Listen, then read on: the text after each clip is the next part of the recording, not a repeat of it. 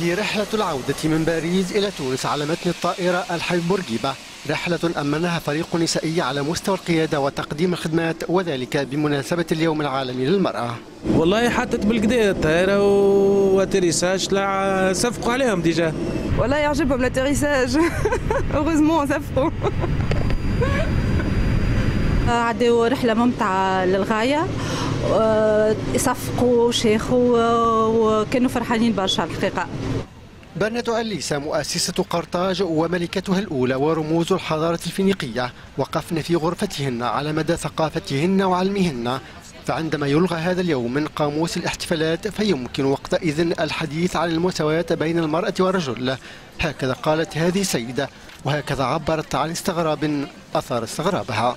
حتى الفرنسيس في باريس ايكيباج فيمينا انتيرمون فيمينا اون تونيزي، تو اللي يقولوا اون تونيزي اللي يقولوا تونيزي نورمالمون تونسي يعطيو بها المثل.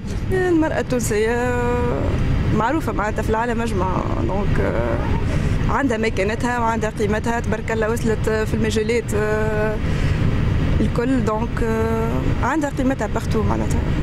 لعلكم فهمتم أن الحضور الفاعل والسباق للمرأة التونسية في مختلف المواقع أصبح يفهم على أنه استثناء وليس قاعدة، وهو ما يجيز لنا طرح السؤال: هل للمرأة التونسية في هذا اليوم الحق في الاحتفال أم في مواصلة النضال أم في الاثنين معا؟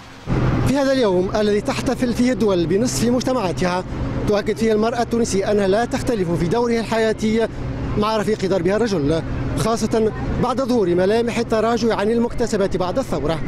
من مطار تونس قرطاج، طارق ممعاوي للتلفزة الوطنية التونسية.